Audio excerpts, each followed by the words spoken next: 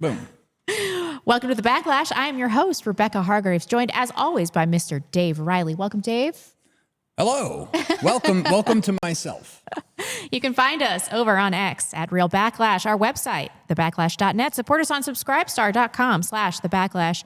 I've heard that we're going to have some exclusive content over there soon. And patreon.com/thebacklash. Send your super chats that will be read live at the end of our show right here to my YouTube channel or at thebacklash.net/super chat. Sub to us on YouTube. That's at Real Backlash. Rumble, Backlash Podcast, Instagram, Real.Backlash, TikTok, at Backlash Pod. All of our links are thebacklash.net/subscribe. Thank you so much for joining us today. A big thanks to our sponsors, Above Time Coffee Roasters. Those are small handcrafted batches of delicious coffee. Idaho Tallow, that is skincare without endocrine disruptors, and Antelope Hill White Positive Publisher. Did we get all of that out of the way? I think we did. I think we did. Without further ado, our guest today, Constantin von Hoffmeister. He's a German author, poet, translator, editor, founder of Multipolar Press, and leading proponent of Eurosiberia, a vision of a sovereign European-Russian civilizational bloc. Welcome. Thank you so much for joining us today. Well, thank you for having me. I appreciate it.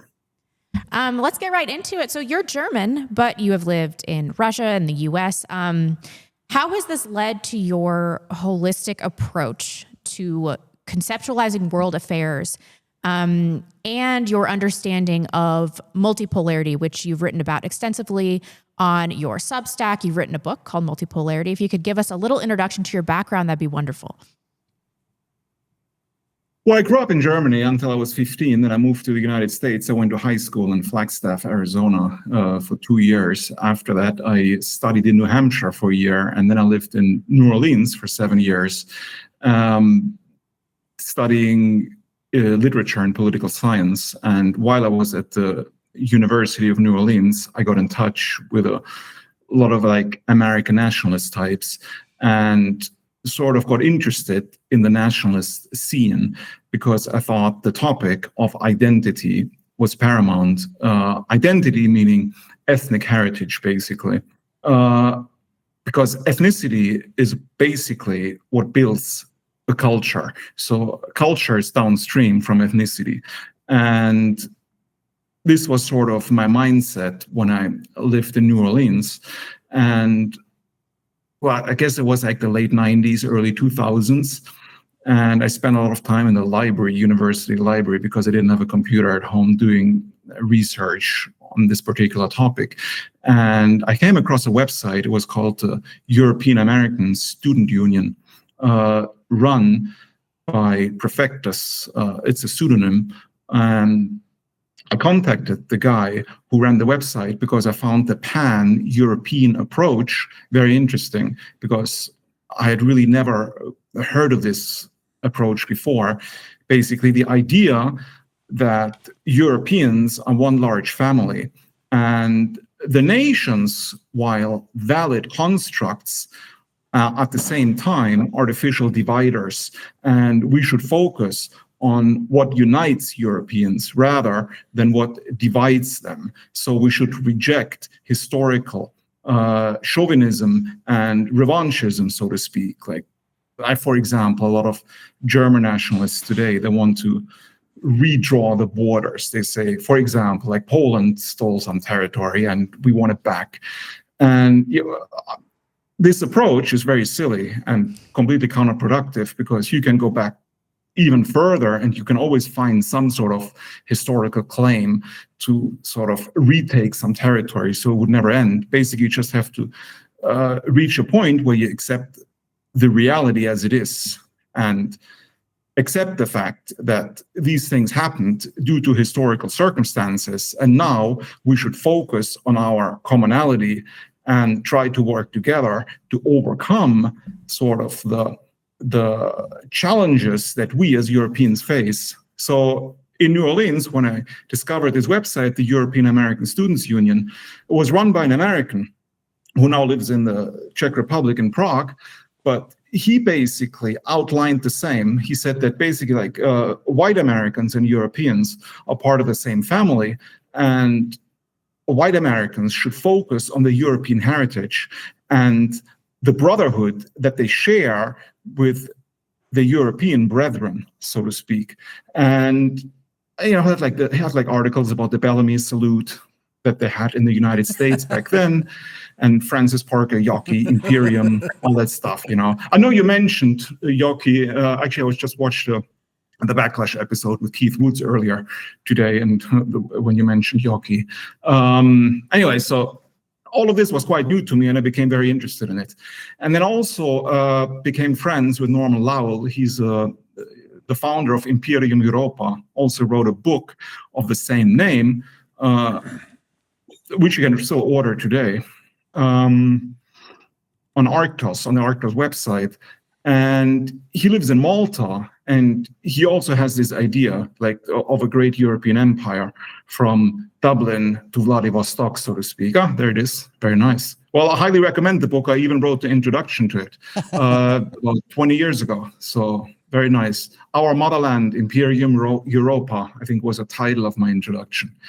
And anyway, so I got in touch with a webmaster of this website, European American Students Union. We became very good friends. I still know him. I'm still a very good friend of mine today, like over 20 years later, almost 25 years actually. I visited him many times in the US, in Prague, went on lots of trips together. So we share this vision basically, and he triggered it in me.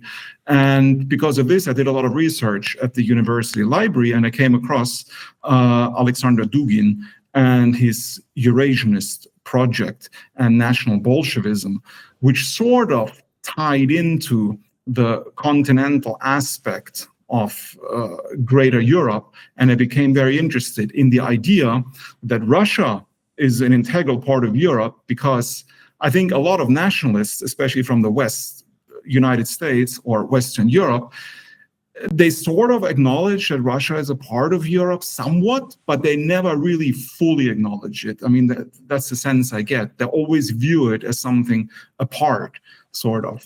And I guess Yockey and Jean Thiriart, the Belgian thinker, and various other intellectuals, they totally rejected this approach of viewing Russia as outside of Europe. They said it's an integral part of Europe, and Europe ends, in Lisbon.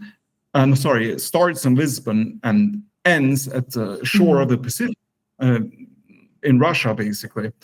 And I was really fascinated by this idea that, because Russia is massive, of course. I mean, it has like 11 time zones, right? I mean, it's truly big. And I became really interested in this Eurasianist philosophy. And I was about to graduate anyway. I got my master's in political science at the University of New Orleans. And shortly before I graduated, I already had made the decision to move to Moscow, because I already had some friends there, to take a crash course in the Russian language and try to get in touch with Dugin and the Eurasianists, basically, sort of like a network. Well, and that's exactly what I did, right? So I left the United States, I moved to Moscow, I took like a 3-month Russian language course. I had an American friend in Moscow. He was a member of the National Alliance in the US, but he was also a fan of Dugin's, I guess. And he managed the English version of Dugin's website. That was in 2005 when I was in Moscow, by the way, so 20 years ago. And I became good friends with this guy. Like, we hung out together, and he introduced me to Dugin and the other Eurasianists. And so in 2005, Alexander Dugin, who is now quite famous, both in Russia and in the West. Like in Russia, he's a mainstream celebrity basically now, because he's on the most important TV channels, has a regular show, and writes regular editorials for like huge newspapers and websites. So, I mean, and in the West as well, of course. I think a lot of it has to do with a tragic and a murder of his daughter, of course, that sort of put him on the map. But now he's like really famous. But in 2005, when I first met him, he was totally unknown, both in Russia and the West. Like, he was a real fringe figure. Mm-hmm. And Yeah, he organized, Dugin told me that he wanted to organize a conference, sort of like the founding conference of what he called the the founding conference of what he called the Eurasianist Union of Youth. And this conference was to take place in the town of Alexandrov, which is about 3 hours from Moscow. It also has a Kremlin, just like Moscow. And Ivan Grozny, or Ivan the Terrible, the Russian Tsar, he had moved his court from Moscow, Kremlin, to the Kremlin, Alexandrov. I forget the exact historical reasons for the move, but for a while, his court was in this other town. And Alexander Dugin wanted to have the conference in the throne room of this Kremlin, in front of Ivan the Terrible's throne, basically. Well, that's exactly what happened then, right? So he had a lot of illustrious Russian speakers. He himself spoke, of course. My American friend spoke, and I spoke because Dugin invited me because he wanted it to have a more international flair, I guess. And yeah, so I spoke in front of Ivan the Terrible's throne. In the background, they had put up a screen where they were playing the silent movie Ivan the Terrible, Ivan Grozny by Sergei Eisenstein, just to enhance the atmosphere, so to speak. And I remember the topic of my speech. The topic of my speech was basically like German-Russian friendship, and how Germans and Russians are basically soul connected, because you have Nietzsche and Dostoevsky, basically the same spirit. So they have the very, very similar mentality, Germans and Russians, especially the intellectuals. They've always understood each other. Like in the late 19th century, like Germany was full of Russian intellectuals hanging out in the spa towns, Right. debating things, and especially Dostoevsky. He wrote like several of his novels while in Germany, gambling away his money in German casinos in various spa towns. And yeah, so I spoke about this, and also like events that transpired in the 20th century, like before World War I, you had the Rapallo Treaty, basically, where the Soviet Union and the German government were sort of secretly working together, sort of circumventing the Versailles Dictate, sort of real collaboration. And then, of course, you had the Molotov-Ribbentrop Pact before Operation Barbarossa, where also like Stalin and Hitler sort of had a rapprochement, and they were working together. Of course, it all came to nothing because of the Nazi invasion of the Soviet Union, which destroyed everything basically. And after the war, like after World War II, well, you had the German Democratic Republic, which was, of course, first occupied by the Soviets, which was the Soviet-occupied territory. And then you had a renewed sort of friendship in East Germans and the Soviets. And in West Germany, you had sort of like new nationalist parties coming to the fore. Otto Ernst Rehmer, he was the guy who had Stauffenberg arrested, the guy who wanted to assassinate Hitler. So he had Stauffenberg arrested and executed, basically, but he also founded his own sort of nationalist party after World War II, the Sozialistische Reichspartei. Yeah, so the socialist imperial party, basically. And well, according to various documents and various sources, like the Kremlin, like the Soviet Union, sort of actively supported this party, not openly, of course, clandestinely. Because after World War II, Otto Ernst Rehmer, I mean, he was a staunch National Socialist in World War II, so opposed to the Soviet Union, anti-communist. But after World War II, he realized that the Soviet Union is a lesser enemy, basically, and actually can be an ally against the plutocratic West and the capitalist West, which is actually the true degenerate enemy of Europe. So the West as an enemy of Europe, therefore we should work together with the Soviet Union against the West. And I mean, various other thinkers had the same idea. Like you had the Belgian geopolitician Jean Thiriart. He also thought that a Euro-Soviet alliance could sort of realize this dream of a great European empire, basically, a true sovereign empire, in several of your especially Germany essays, and Russia together. and your book, you've discussed Stalin's socialism in one country as a pivot towards national pluralism, rather than this universalist revolution. Do you see any contemporary leader, the Putin or Orbán, as able to successfully carry forward this same synthesis of national identity and social economics today? Well, I think Putin is a good leader, and I think the Russian Federation, as it exists today, of course, is not perfect because nothing is perfect, but I think it is admirable in several respects because it is basically an empire, and Russia has always been an empire. Like you had the Russian Empire, then you had the Bolshevik Revolution, then you had the Soviet Union, which was also an empire. And now you have the Russian Federation, which is basically also an empire. But what makes it an empire? It's an empire because it's not just a state, but it's also a civilization. And if the state encompasses an entire civilization, it becomes a civilization state, which is basically just another term for empire.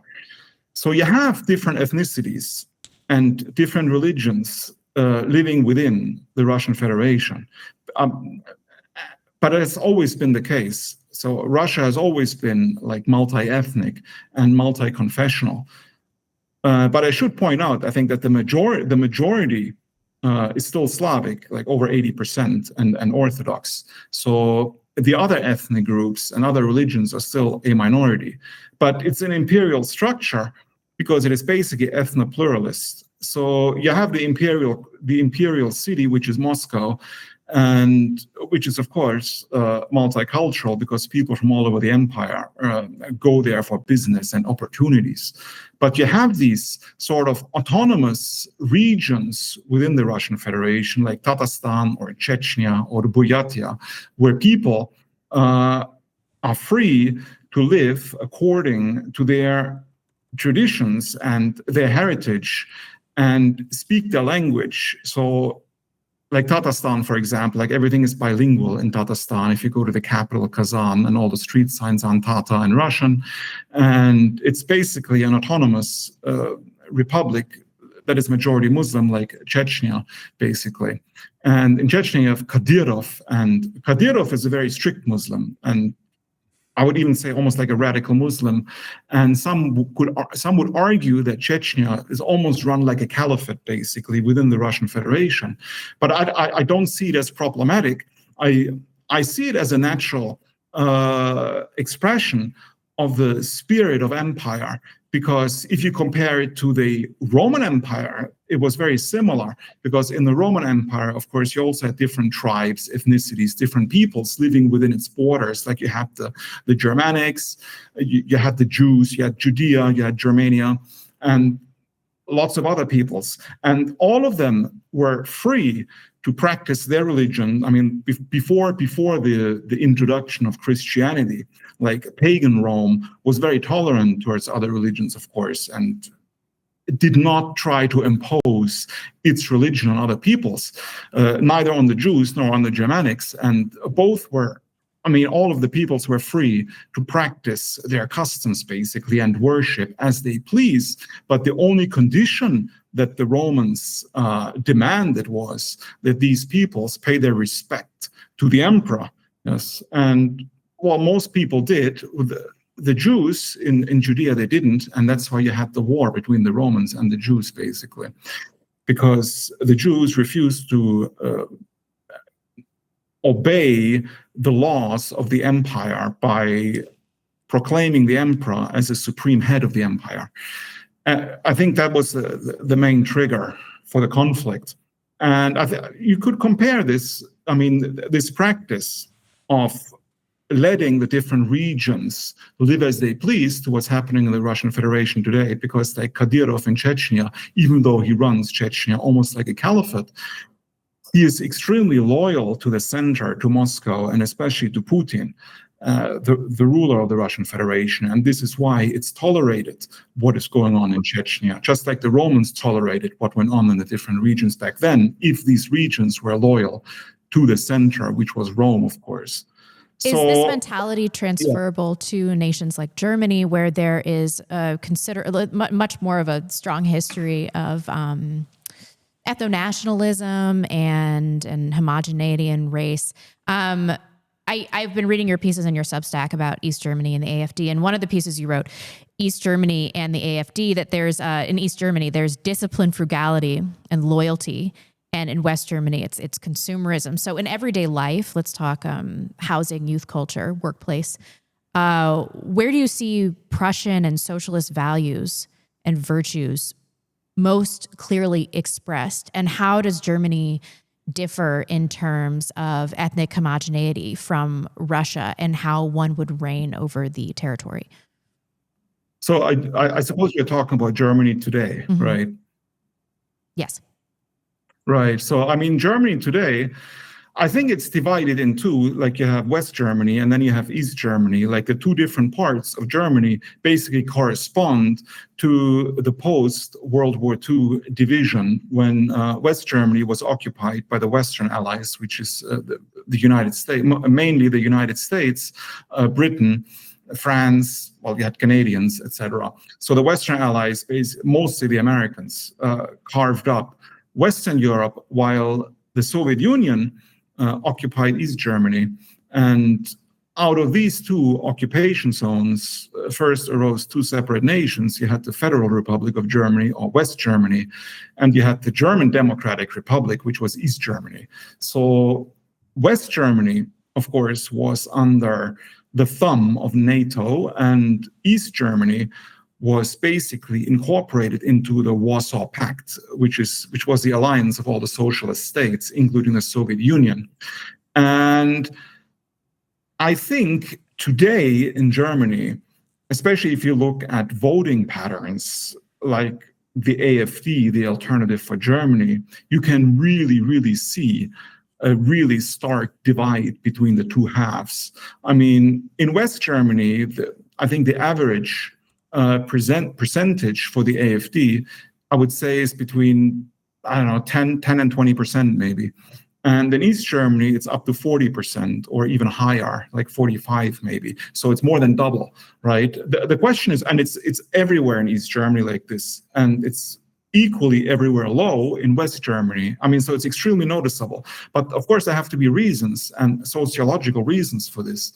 And well, in my opinion, the reason for this divide lies in this post-World War II partition, in the fact that West Germany was basically, first it was denazified, quote unquote, after 1945, which means that the German population was basically brainwashed into shedding its traditionalist skin and accepting like the liberal framework that the American, quote unquote, liberators brought. And I think it was very successfully done. I mean, now it's already been decades and decades since the end of World War II. And so West Germans have deeply internalized this sort of American Western spirit of liberalism, individualism, democracy, free market, capitalism.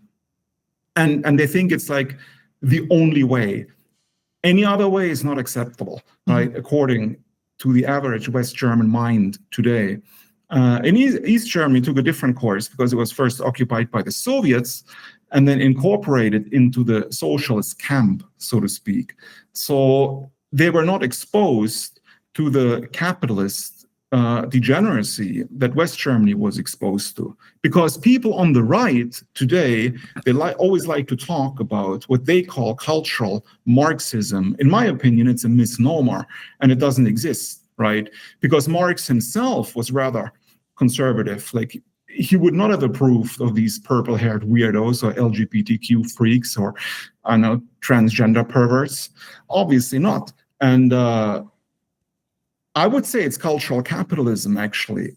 But most people on the right don't want to admit it because they say that socialism is evil. And they equate the Soviet Union like with these Antifa morons that roam the streets of cities like Seattle today. which is completely wrong, because if you look at the history and the culture of the Soviet Union and the other socialist states in the 20th century, I mean, you can clearly see that they were extremely socially conservative. Like, homosexuality was basically banned after Stalin came to power. They would have never tolerated these pride parades. No. I mean, they focused on family, on folk culture, like fairy tales, myths, and legends. I mean, that was very, very important to them. And like in East Germany, like the example I gave in one of the essays that you read is that the East German government, the so-called communist government, even re-erected the statue of the Prussian leader Frederick the Great on the main street in East Berlin, because they felt affinity to Prussia, because they had the same ideals, basically, which is discipline, frugality, and loyalty to the fatherland, basically. And I think also it has something to do with Martin Luther, right? Mm-hmm. Martin Luther's break from Rome, because East Germany is also predominantly Protestant. So I think that also plays a role in it. And sort of East Germany was shielded from this Western obscenity, basically. How much of the rise of almost the 4 AfD decades. in East Germany has been solidified, or that this rootedness, this cultural regeneration in East Germany, how much of that has been created by the influx of migrants? Sorry, you mean the culture in East Germany? How much? No, I'm talking about the rise of the AfD. I mean, some of it is, of course, the things that you mentioned. Right. But I would imagine that the immigration has been causal. Yeah, but you know, I think that nationalists in East Germany were always much stronger than in West Germany, even before the AfD existed. Because before the AfD existed, you had the National Democratic Party of Germany, the NPD, which was, well, it was not as strong as the AfD is now, of course, but it was still noticeably stronger in East Germany than it was in the West, where it was almost non-existent, basically. But in East Germany, it was actually in several state parliaments, like in Saxony, for example, in Dresden. And back then I had a lot of friends from the NPD, and I often visited them in the parliament in Dresden, and even went to, like, I don't know, bars, restaurants, cafes. And even back then, I mean, that was before the rise of the AfD, you could speak very openly about certain topics, and nobody would harass you, or nobody would, I don't know, get offended and, you know, speak meanly to you because of it. The same, of course, was not the case in West Germany. In West Germany, you always have to watch what you say, because the general atmosphere is very oppressive towards any kind of, I don't know, nationalist or patriotic expression, if sincere nationalist or patriotic expression. I'm talking about not the fake liberal kind, obviously. So, and also in East Germany, like the number of immigrants is still lower than in West Germany, although unfortunately it is also increasing in East Germany right now. So I think, yes, of course, the immigrant crisis has a lot to do with it. But then the question is, like, because West Germany has way more immigrants than East Germany, why has the AfD not risen in a similar fashion in West Germany, if it's because of immigration only? I think immigration is only one of the factors, in my opinion. Right. If the East continues to drift toward a political model that's more nationalist and socially conservative and skeptical of the liberal West, what do you think that would look like in practice? Let's say 10 years from now, I don't know, in terms of school curriculum, foreign policy, economics, whatever you can think of. Well, it's a very difficult question, because, I mean, Germany is a republic, and I mean, you can gain power in certain states. I think in Thuringia, there's a very high chance that the AfD will gain a supermajority of almost 50%, or maybe over 50% in the next state election. And it might even possibly get a AfD minister to lead the state, Björn Höcke. And he wants to implement a lot of measures that the federal government, of course, doesn't like. Rejection of fake refugees, for example, and certain cultural policies like stop funding theaters that openly promote, the gay agenda, for example. All of these are positive things if they were to be implemented, of course, and I'm all in favor of them. But the problem is, though, that the whole immigration process is decided on a federal level. So it's not like I think a state can unilaterally decide to reject immigrants altogether and pretty much do what it wants, because then you would end up like the Confederacy in the United States, right? Because they tried to do their own thing and look what happened. Mm-hmm. So, the federal government would not allow it. So it is problematic, but some people say, because you have this sort of nationalist or patriotic real renaissance in East Germany, and the AfD is also growing, although more slowly in West Germany, that sooner or later the AfD might gain complete power over Germany. I think it is a likely scenario, because right now, according to the latest polls, I think the AfD is leading right now at You think this is a likely scenario? Right? You think this is a likely scenario? It's likely. It's possible, right? It's possible, because right now the AfD is 27%, and Germany is a parliamentary system, so you have a lot more parties than you have in the United States, because the United States basically a two-party system, but in Germany you have a multi-party system. So 27% is very high for such a system, because Friedrich Merz, who is the Chancellor of Germany now, his party, the Christian Democratic Union, is only at 25% now in the polls. And so the AfD is 2% more. And so this means that if there were elections today, 27% would vote for the AfD, and the numbers are increasing almost on a daily basis. In favor of the AfD, because of all the promises that the German Chancellor is breaking, basically, because he made all these promises before he got elected, of course. Because before the election, the AfD said, well, you shouldn't trust the established parties, because all they do is lie, and they will never implement anything to change the situation regarding mass immigration, the energy crisis, the conflict in Ukraine, and so on.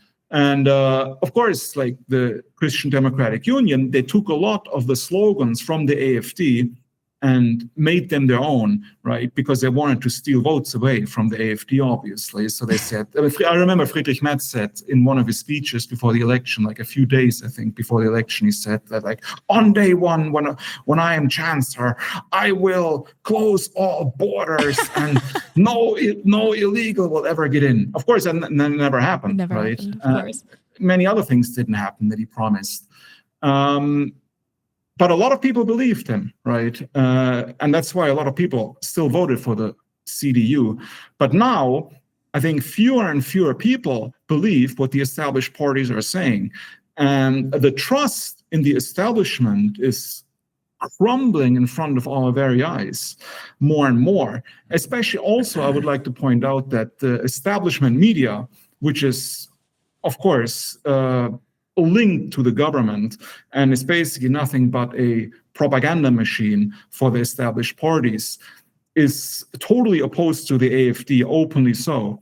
You have the tax-funded television programs that propagate against the AfD. So the AfD was the second strongest party in the last election, but it has no power whatsoever in Germany because of the parliamentary system. Because the parliamentary system means that you have the CDU, the Christian Democratic Union, with, got about 20% or 22% in the last election, entered into coalitions with the socialists, the social democrats, the left-wing party, the Freedom Party, parties that have basically supposedly nothing in common, entered into a coalition just to make sure that the AfD stays out of the government.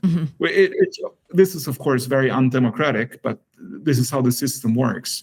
And this is why the AfD needs much higher numbers, because the higher the percentage of voters for the AfD, the more difficult it will become for the establishment parties to enter into coalitions against the AfD, because they will lack the necessary majority in the end, and they will have to then enter into a coalition with the AfD.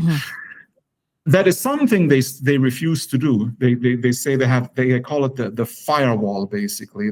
I mean, even the German chancellor said, "We will never break the firewall," which means we will never ever collaborate or work together with the AfD no matter what, because they're fascists and racists and you know, all the other names they call them, obviously. But I think the situation is changing because the AfD is growing stronger. And I think that is in large part also due to the power of social media, right? Because you have the tax-funded TV channels, but I think only boomers watch them, right? Like my father, for example, like he watches it, or older people, basically. They watch the regular television, but what kind of young person watches regular television? Like zero almost. I mean, I don't even watch I've stopped watching regular television 10, 20 years ago, right? I mean, I get all my news on social media, different websites, like everybody else. And because of this, the propaganda does not work anymore, like the system propaganda. It has become ineffective because it doesn't reach the young minds anymore. And this is why in the last elections or state elections, the only reason why the AfD didn't even score higher was because the boomers voted against the AfD, but all the young people voted for the AfD, or at least the majority of them. And I think, don't you have the same phenomenon in the United States with like more young people voted for Trump than old people? Yeah, well, yes. And then the America First movement, I think, is largely a young person's movement. Yeah, there's definitely like a huge split. And anybody under the age of 35 is viewed as a Nazi or a Groyper or whatever boogeyman that they have. It's like a perfect inversion of Mao's Cultural Revolution, which was like, it used to be like, don't trust anyone over 30. Now it's like, fucking kill everybody under the age of 35. They're Nazis. Right. But we're having some in-stage growing pains because of the combination of immigration and capitalism. And so a lot of people on the right, even young people on the right, have a massive disdain to anything that resembles socialist policy in America, because we associate it with leftist hedonism and their dysfunctional set of ideologies. But in Germany and in Western Europe and in Russia, they have a much more nuanced perspective. So I had a few questions about this. Hold on, before you go, I just want to point out that like we live in a fucking socialist country. Yeah, I know. Everything about American capitalism is socialist. That's true, yeah. It's a technocracy. They privatize gains, they socialize losses. We learned this in 2008. We live in a socialist hellhole. But we are not in a capitalist country. No. But staunch capitalism also has major problems. Capitalism also sucks. Read Henrik Pesch's book, Ethics in the National Economy. Yeah, I mean, I think all of us need to develop a more nuanced perspective about this and not view people that are discussing socialism in Western Europe as though it's the same mentality as it is in America. It's definitely not. So Alain de Benoit, he's a French intellectual. I heard you talking about this. What was that last name again? Benoit. Benoit. I had to spell it out phonetically so I didn't screw it up. Is that what? It has a T. I don't know what to tell you. I heard you discuss this with Benjamin Boyce, but he said famously, one who criticizes capitalism while approving of immigration would do better to remain silent. One who criticizes immigration while remaining silent regarding capitalism should do the same. So if someone wanted to criticize both without falling into this hypocrisy, what would a coherent alternative framework actually look like? Would it be localist socialism or national conservatism with a protectionist flair, or a strong welfare state? What would this look like? And what real world example do you think comes closest? Well, I think China comes closest. I think the Chinese model is very effective, and it obviously works because China is already in the future. I mean, if you look at the clips on X of what's actually happening in China, I mean, it seems like the West is decades behind in terms of technological progress that the Chinese are making. And it's definitely a socialist system for sure. And Germany is not a socialist country, it's a capitalist country. And I disagree. I don't think that the United States is a socialist country. It's definitely a capitalist country because you don't have free healthcare. I mean, real free healthcare like you had in the Soviet Union. You don't have free housing. You don't have free universities. So you don't have all the hallmarks of true socialism, basically. And the problem with capitalism in Germany is that, and in connection with immigration, is of course that large corporations or businesses, they welcome the influx of immigrants, whether skilled, unskilled, it doesn't matter to them. And it also doesn't matter to the capitalists that the majority or a large percentage of these immigrants don't work and basically live on welfare, because they don't have to pay for the welfare. Right. It's the government that pays for the welfare. The businesses only benefit from the ones that work because they can use them to drive down the wages. I mean, the same is happening in the US, right? I mean, with the immigrants from the South, like Mexico and South America. So you have these people working in I don't know, gardens, fields, kitchens, etc., and you don't pay taxes on them, and you pay them a pittance, basically. It's like modern day slavery, basically. And Trump is, of course, not serious about deporting them. I mean, in my opinion, it's all a big show. Of course. Because nobody today in the West, neither in Europe nor in the United States, is actually serious about deportations or what they call remigration. It's not happening anywhere, even though all of them, all these nationalists or patriotic leaders and politicians, they say they're going to do it before they come to power. I mean, Trump said it. I mean, you had all these like Trump rallies with people holding up the signs, mass deportations now. But where are the mass deportations? They're not happening. And I mean, you have some deportations, of course, with ICE making a big show, dragging out some cook from a Mexican restaurant in Los Angeles, so for the masses, like, look, we're doing something. But these are not mass deportations, because mass deportations means you have to deport literally thousands of people every single day. Yes. And this is not happening, I think right? 10,000 people a day is what we figured. It's not happening, and it will never happen, in my opinion. And also because they're not serious, because, I mean, they're not punishing the businesses. Like, the businesses are not really punished, the businesses that hire illegals. I mean, they take the illegals out of the businesses. Maybe they deport them, but the businesses themselves, the owners of the businesses, they're not punished properly. There are no draconian punishments which should be in place, which tells me that they're not serious. And it's not like you have a border that is protected between the United States and Mexico, so you can kick them across the border and they can just walk down Mexican territory along the border 10 miles and cross over again. Who's going to stop them? I mean, the same is true in Germany and all the other European countries. I mean, there's no big fence around Germany, so you can never stop people coming in, because, I mean, they can just walk through the forest from other countries into Germany if they want to. And logistically, it's also very difficult if you talk about remigration or deportations, because how would you even do it, right? Because, I mean, you have millions of people from like Syria and Afghanistan in Germany. But how are you going to, I mean, even if you wanted to take them back to Syria or Afghanistan, how would you even do it? Like, you'd have to fly them basically to Afghanistan, like millions of people. How many planes would it take? Do you even have that many planes? How many flights per day? And then you have to ask the Syrian government if they even want them back. What if the Syrian government doesn't want them back? What are you going to do? Start a war with Syria so they take their own people back?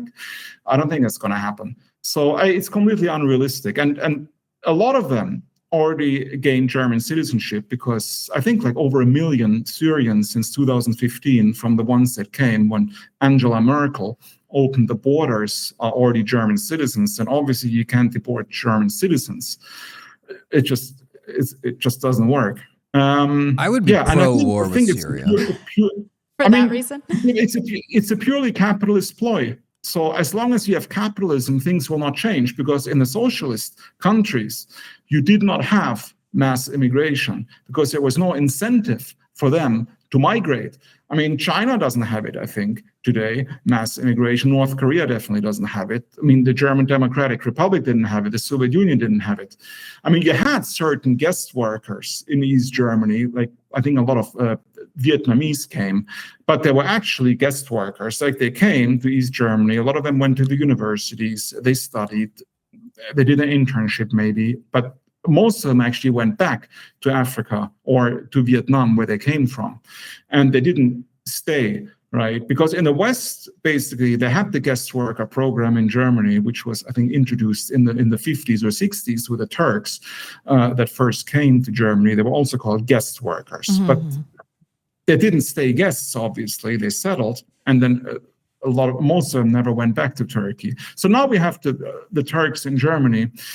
Already several generations. I mean, in my opinion, they're completely, most of them, the majority of them are completely integrated. And the young ones, actually, I would even say that they feel closer to German culture even than Turkish culture, or maybe even a mix. But they are definitely not out of place anymore because such a long time has passed. Right. With reference to the Asian models, let's go back to that. So the most successful Asian countries, let's say Singapore, China, Korea, South Korea, Japan, they all share this cultural acceptance of hierarchy and collectivism. But Europeans and Americans, we are famously individualistic, even to our detriment. To a fault. Is any Asian model structurally transferable to any Western nation because of these innate differences within the ethnos of our respective cultures? Yeah, definitely. I mean, if you think about the history of the West, the idea that the West is democratic, liberal, individualistic, it does not really hold true across centuries or even millennia, because for most of its existence, the West has been feudal, not democratic, has been completely hierarchical, and also sort of collective. Yes, if you think about events like the Crusades, for example, and the structure of the papacy in the Middle Ages, and the serfs that had to till the land, and the knights, basically the feudal lords that owned the land. I mean, that was the majority of Europe's history. I mean, this whole idea of individualism, democracy, and liberalism is fairly new, right? It's only the last couple of hundred years, basically, but thousands of years before that, it was completely autocratic and authoritarian and hierarchic. So I don't think it's alien to Europe at all. What is alien is this individual liberalism. This is what is truly alien, and this is what is poisoning, basically, the West. And this is why the West, with its ideology of individualism and liberalism, is basically the enemy of true Europeans. But you don't believe that Asians are innately more collectivist than Europeans? Well, that's true. Well, if you think about the Chinese, I would agree, right? They're definitely more collectivist. I mean, it's in their nature. All peoples are different, of course. I mean, just in terms of multipolarity, we respect the differences between the peoples. We don't want to make other peoples the same as us, right? I mean, when I say, for example, that North Korea is a great state, and I think it works very well, I don't mean that I would want to have the North Korean system imposed on Europe, because, as you said, it wouldn't work. Because I think it works for the Korean, I would say the Korean ethnic soul, so to speak, because it speaks to Confucianism, the spirit of community, of what is good for the whole. But as you said, in Europe, especially in Northern Europe, you always have this spirit of, I want to do my own thing, basically, right? And I am part of the whole, but I also have the Faustian spirit within me to always go further. That's why you had all the great explorers like Columbus, Armstrong on the moon, and now you have Elon Musk wanting to go to Mars. I mean, this is inherent in the Western spirit.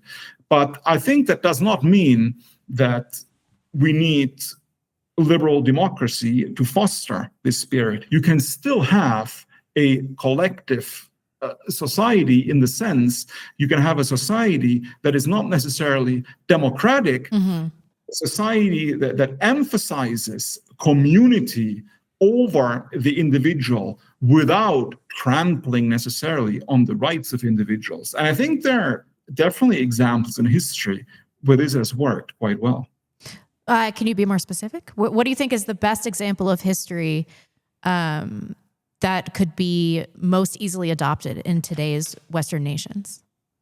No, I think a combination would be in order, right? I mean, if you look at, for example, the Holy Roman Empire in the Middle Ages, you had all these small states, basically.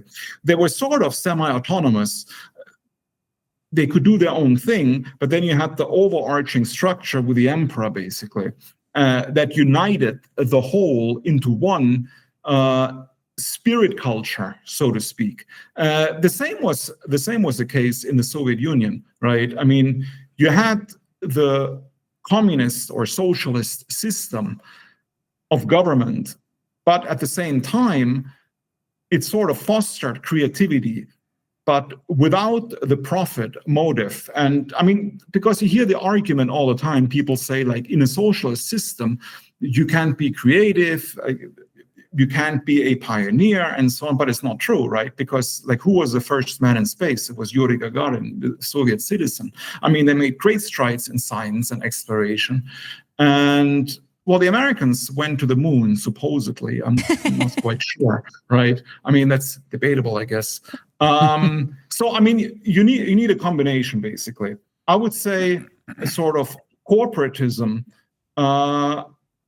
like the Chinese model, basically, where you have private initiative, but you don't have this completely free market capitalism. You have the key industries controlled by the state. So for national security reasons, and also for the welfare of the people.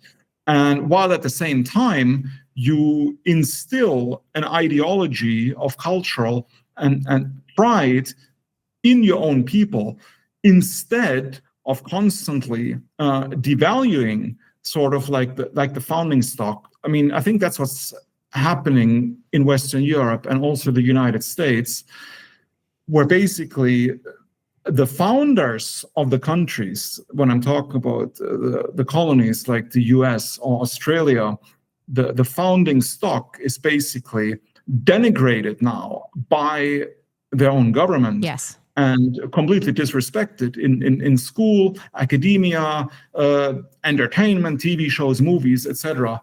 And you can't do this, right? I mean, you can have a sort of multicultural society if you have a what is in German called the Reichsvolk, right? The imperial people, because all great empires in the past had it, right? I mean, you have Rome.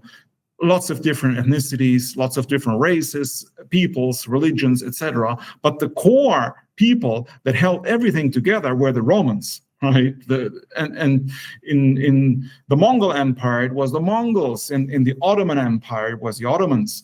And in the Soviet Empire, it was the Russians. And in the Russian Federation today, it is also the Russians. But that does not mean that you have some sort of supremacism. It does not mean that the founding stock declares itself superior to the other peoples within the realm and wants to lord over them. They can be legally on the same level. I'm talking about the minorities, but they still have to respect the integrity of the whole by respecting the founding stock, the Reichsvolk, the imperial people, because these are the people that established the imperial culture, which is a model of the whole empire, while at the same time it still respects the differences of the cultural expressions that exist within the realm. That sounds wonderful. I wish we lived. wish we lived in a nation that was able to do that. Yeah, I think the U.S. was like this until it was. I would say until the 1980s, right? I mean, the U.S. was always implicitly, I mean, not explicitly, but implicitly basically a white country that followed white ideals and white values. By 1900, most people America was an ethno-state until the Hart-Celler Act. It was, yeah. And I think 80% of the country came from founding stock by the turn of the century. Yeah. We're coming up on an hour. I just had one more question, and then we have a listener question for you. So why do you focus on multipolarity? So what opportunities do you think it provides for our people, and what opportunities do you think that it affords mankind? Well, it affords mankind different paths toward different solutions, of course, because the planet faces different problems. And according to the unipolar world order, the order which was imposed by the United States and the collective West on the planet, basically, is leading the world to ruin, basically. And I actually advocate what I call Darwinian multipolarity, because I'm quite realistic. Because a lot of people say, multipolarity should be a world where all the different nations, all the different states get along, and we should all work together. We should not make war on each other. We should love each other. We should have a brotherhood of different humans. Yeah, but it's like some hippie version that's completely unrealistic and silly, right? And it goes against the biological imperative, like the Darwinian principles, basically, which still hold true, no matter if you like them or not. So Darwinian multipolarity does not reject the Faustian impulse of the West, does not reject the drive towards domination that basically is inherent in every people. But it accepts the fact that now we simply don't have one single pole anymore.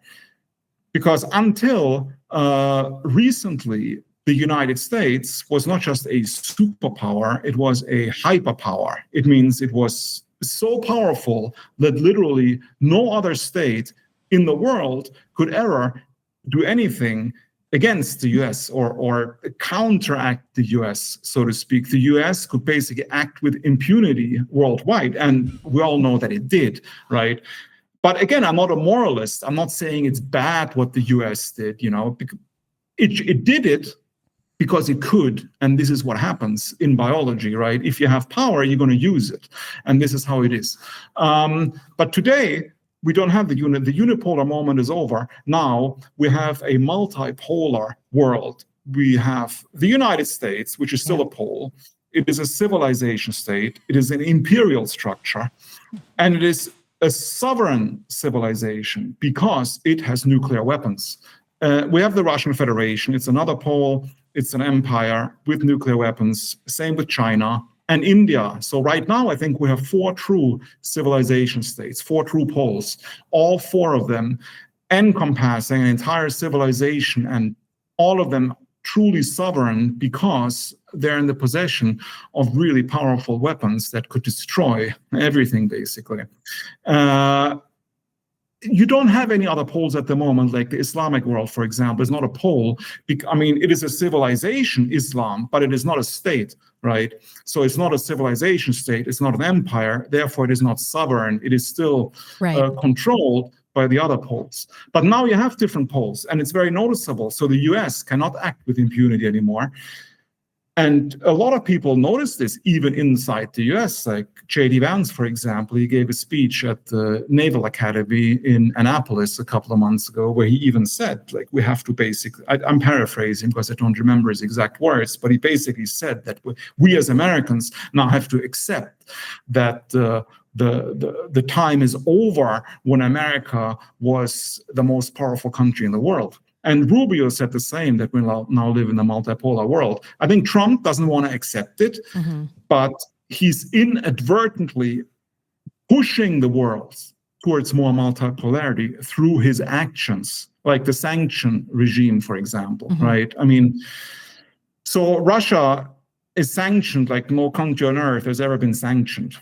And only because it acted against the interests of the United States and Western Europe, basically, because Western Europe also sanctioned Russia.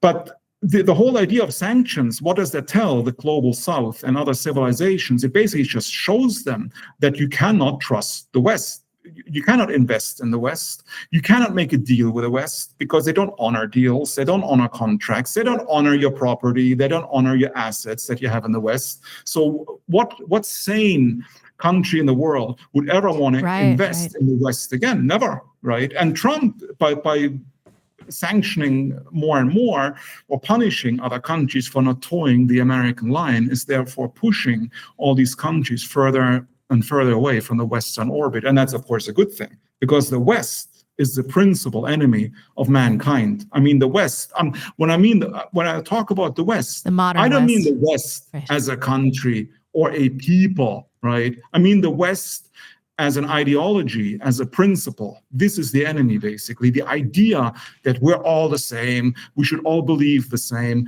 we should all live the same, we should all give women equal rights, we should all give every country gay parades, all that stuff. This is the West, and this is the enemy, and this has to be combated. And the multipolar world is basically burying this ideology.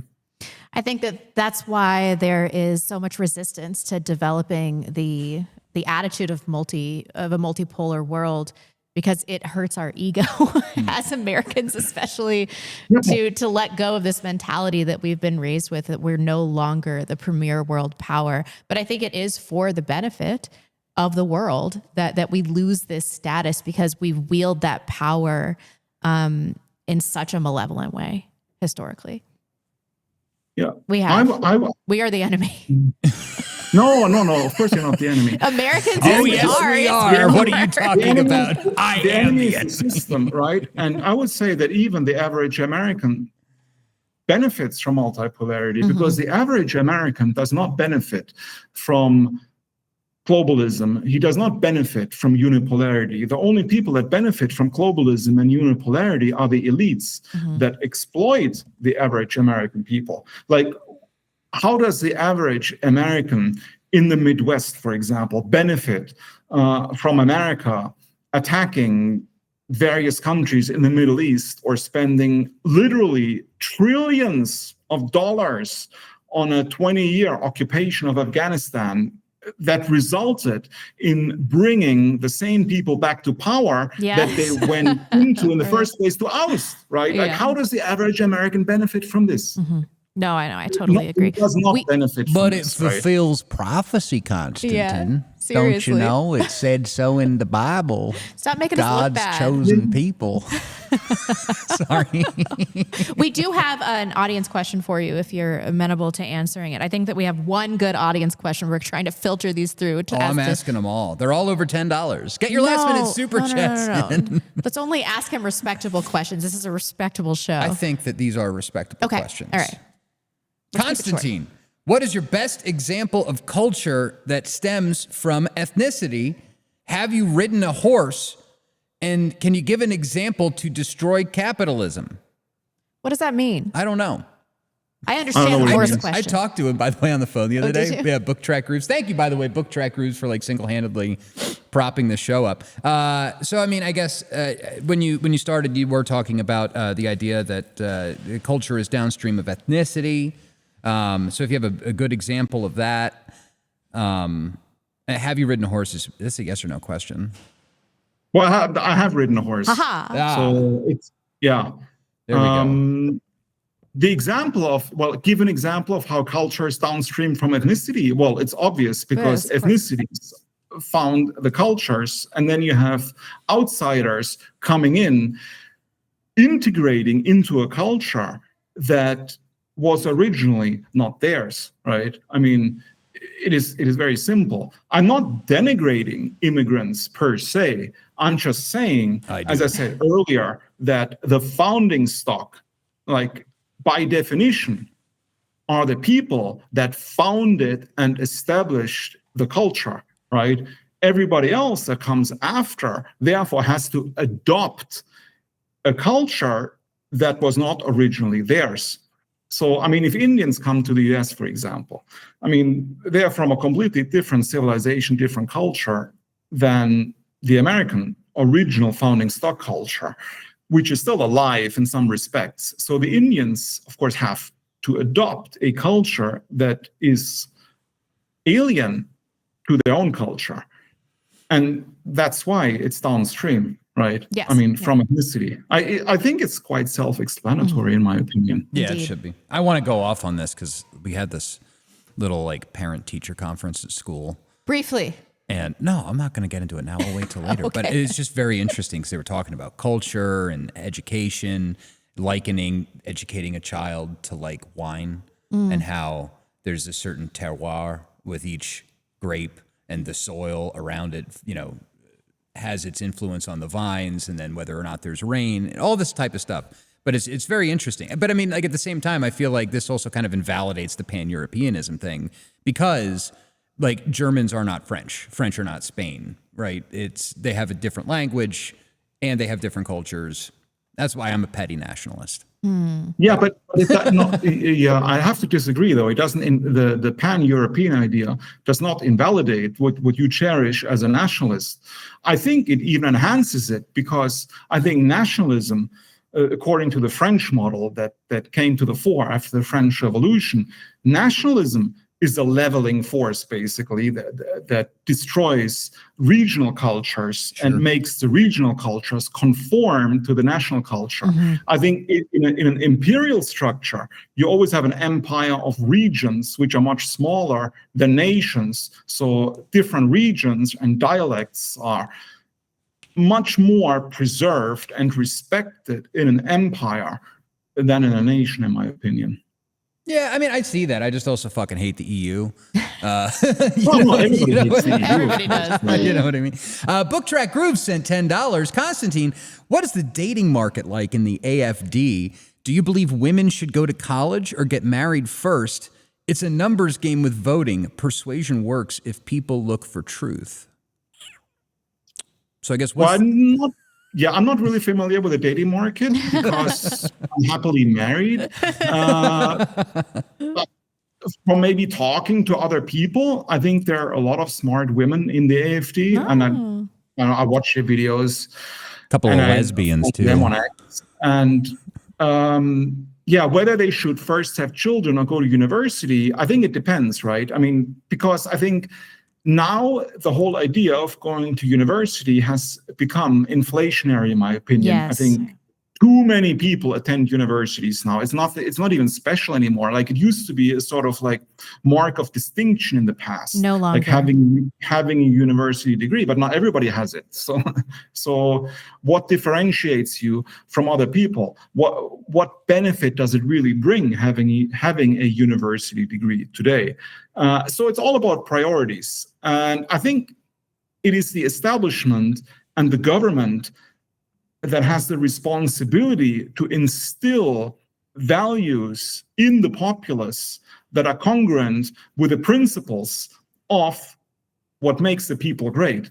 And right now we don't have this, because right now we have the emphasis on individualism, career, and going your own way, doing your own thing, focusing on yourself, self-improvement.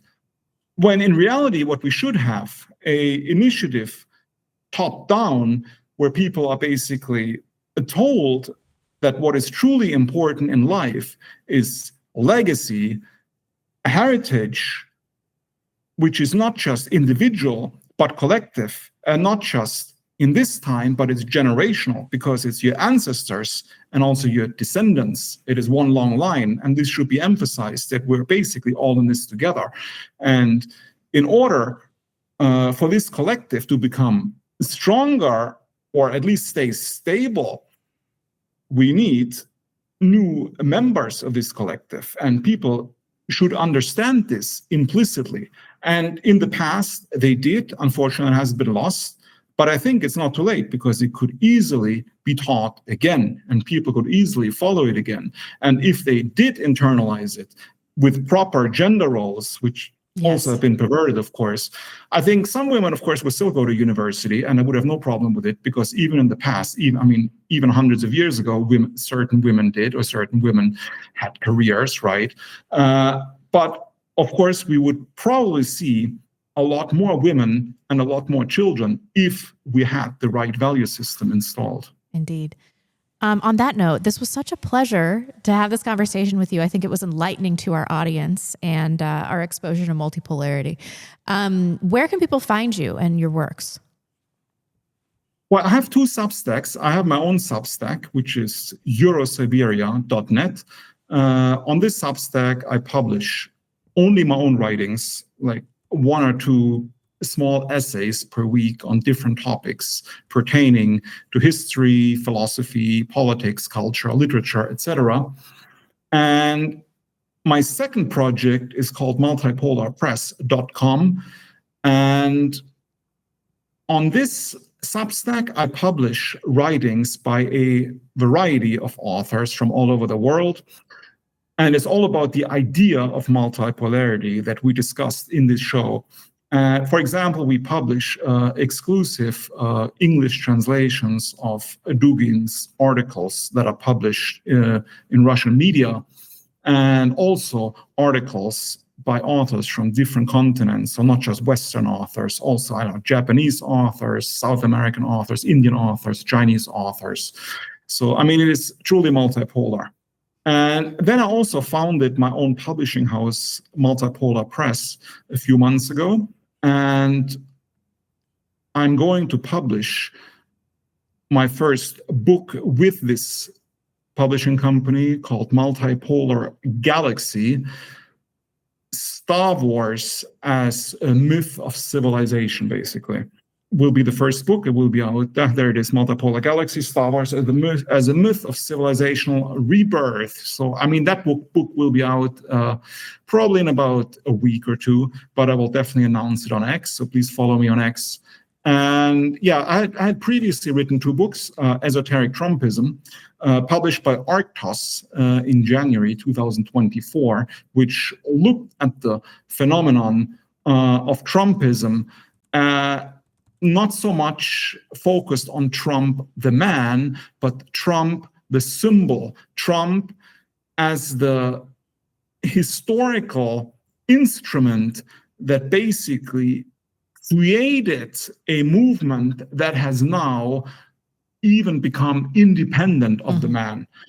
From a philosophical perspective, so the perspective Oswald Spengler, Heidegger, and Hegel, with the world spirit, various other thinkers. Then Arcos published another one of my books in January of this year called Multipolarity, ! In which I pretty much discuss in great detail what we discussed in the show today, also from different historical and philosophical angles.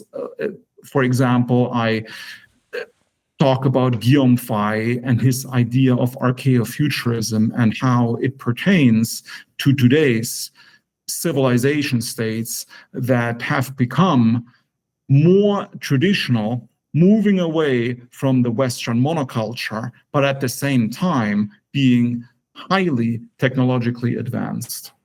Well, thank you again. We hope to speak with you soon. Have a lovely day. Thank you very much for having me. I greatly enjoyed it, and I wish you the same. Bye-bye. Thanks. Awesome. That was a great discussion. A great interview. Now we get to brain rot and slop it up. I know. I was gone. Like, no stupid super chats. Speaking of stupid super chats, we got $10 from Yojimbo Rockford. Thanks to my North Idaho tallow soap, my endocrinologist is very impressed with how undisrupted my endocrines are.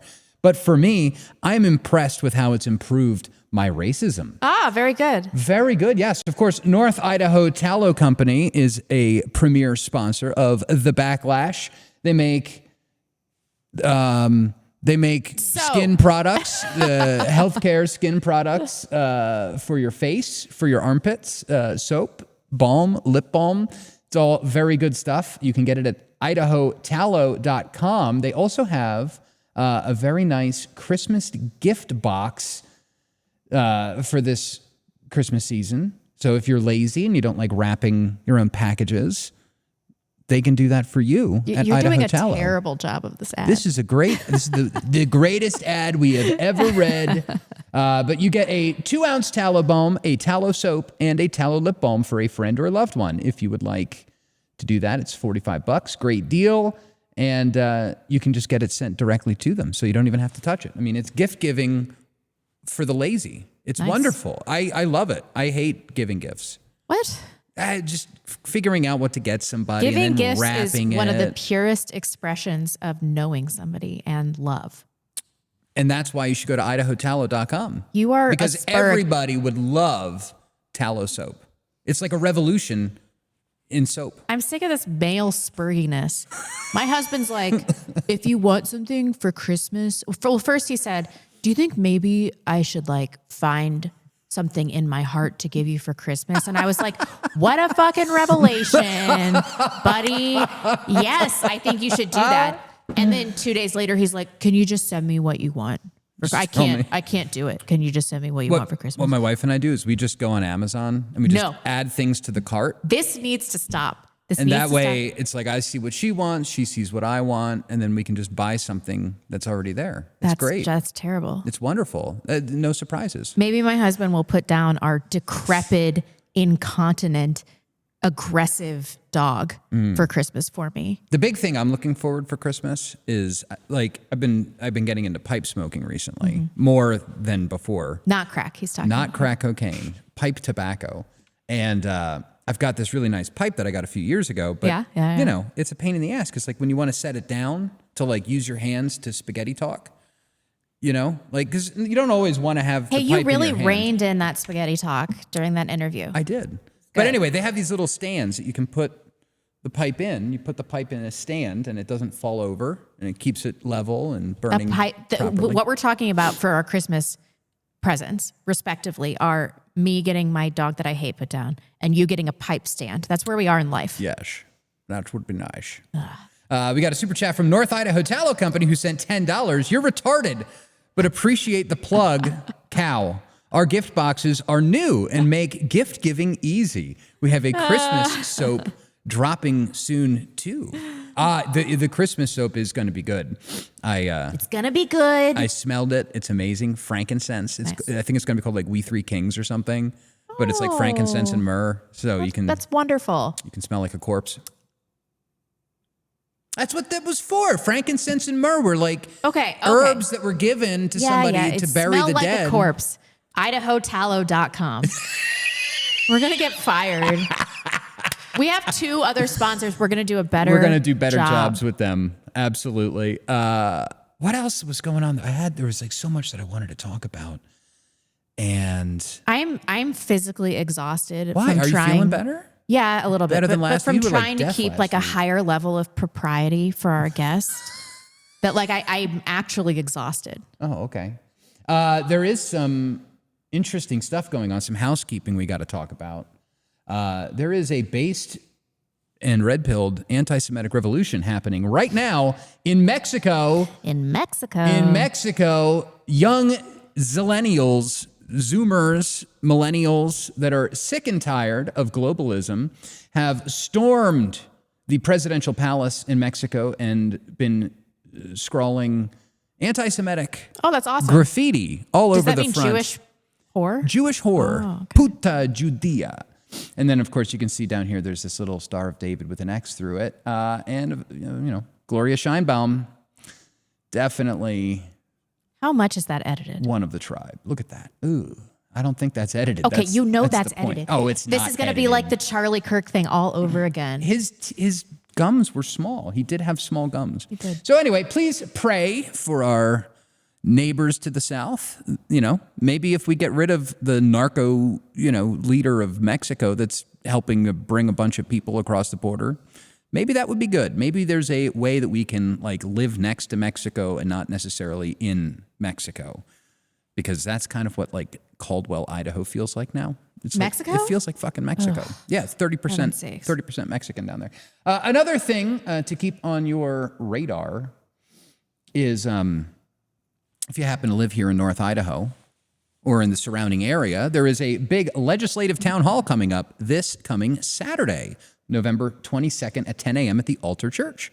So if you would like to meet your representatives, your local GOP leaders, you can do that. If you would like to shut up your podcast co-host for not interacting with local politics, I'm not going. I'm just joking. You should go. There's under no circumstances am I going to this. Aw. Well, I'll be there. I like to be an average citizen. Yeah, well, I mean, you can be an average citizen and pay attention. It'll be very interesting because we've got, one more legislative session before we go to the primary. And so, I want things done. I want Bitcoin legislation. I want gold and silver legislation. So I'm going to hound them on that. And if you want to hound them on your pet issue, you can do that too. Not you. I'm talking to you. Oh, okay. Good. If you want to hound them on your pet issue, you can do that. Oh, we have another super chat that came in. The Altar Church this Saturday, the 22nd, 10 a.m. Put it on your calendar. I'll remind you on Wednesday. Mr. Thunderstorm. $10. Individualism has never existed in human history. It's advertising for capitalism. Just the process of making linen harvest time requires. Did I read this correctly? Yes. Linen? Yes. Not linen. Linen. Lenin. Harvest time requires working together throughout history. Even reproduction requires two. Oh, and then it's cut off. Do you have the rest of this? Which did it come through? Was it YouTube? No. It came through something else. It's blue. Blue.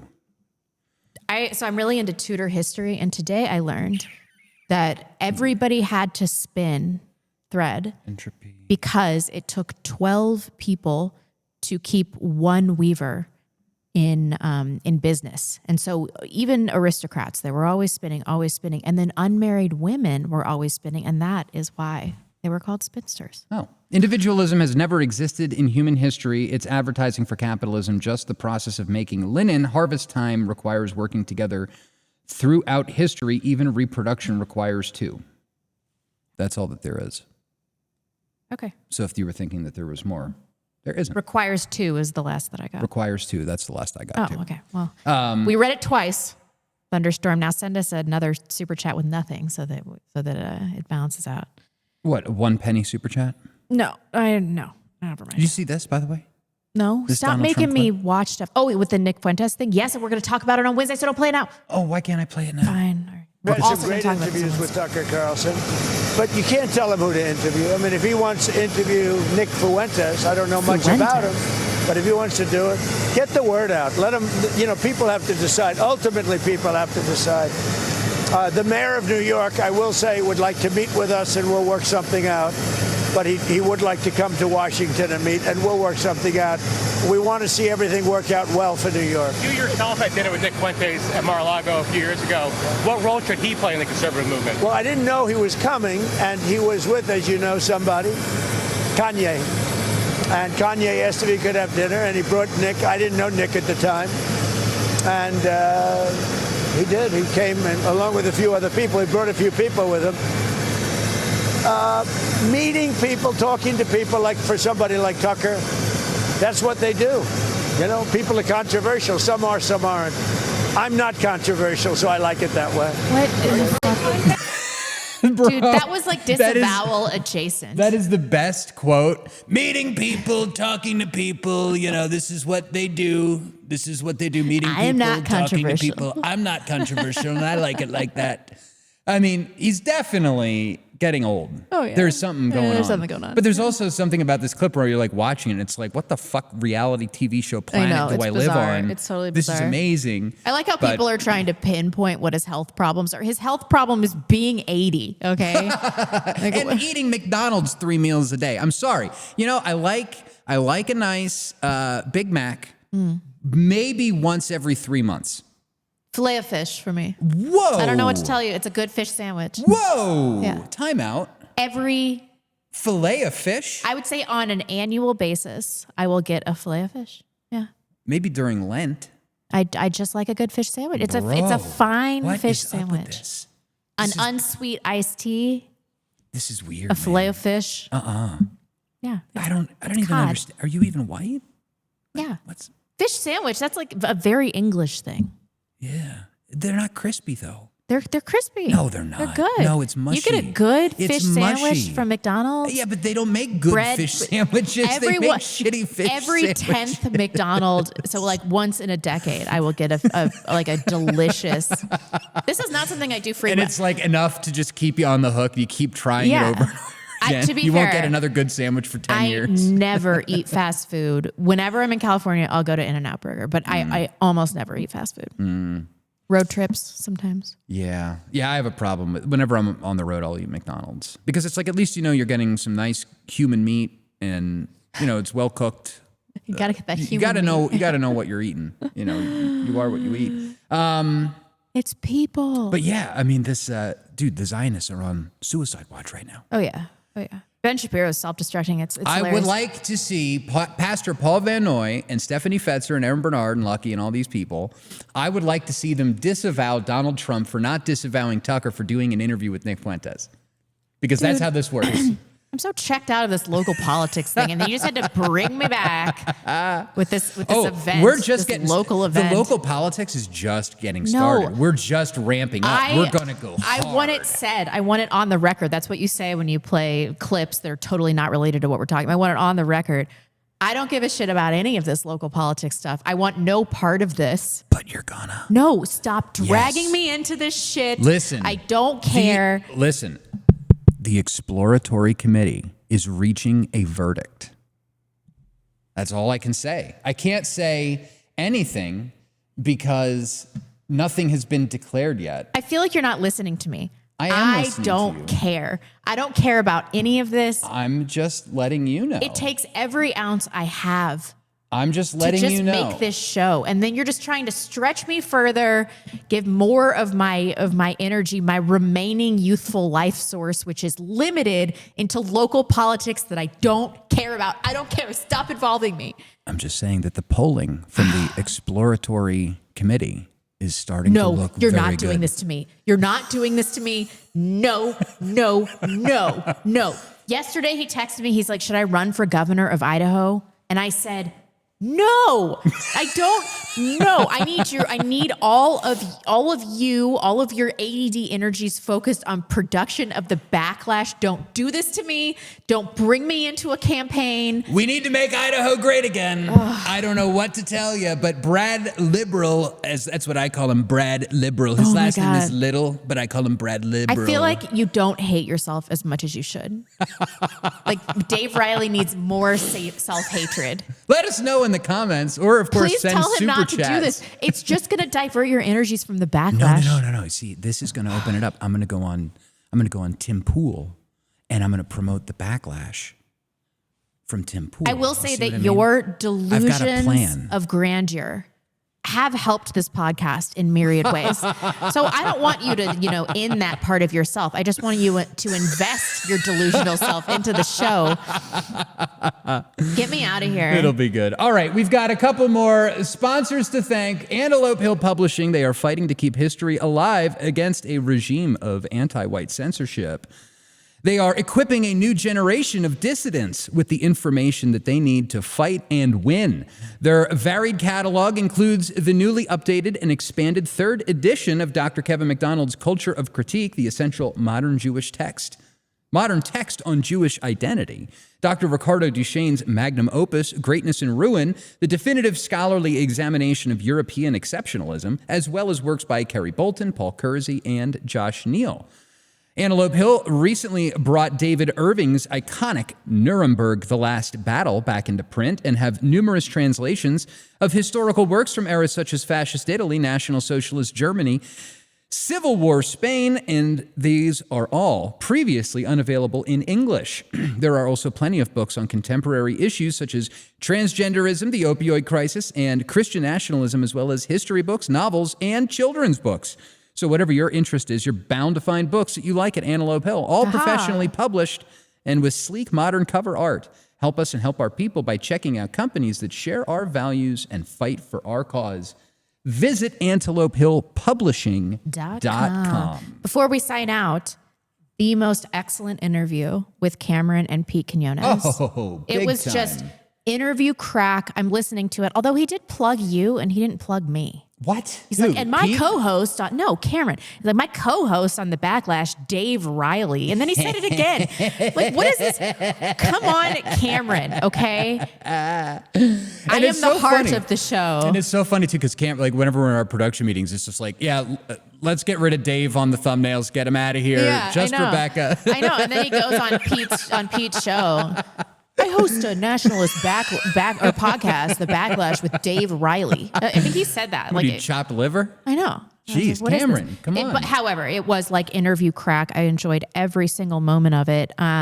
Cameron is a humble man, and he is so shit at self-promotion. Oh, yeah, I know. That's why I published this because Pete's on private, so you can't retweet Pete.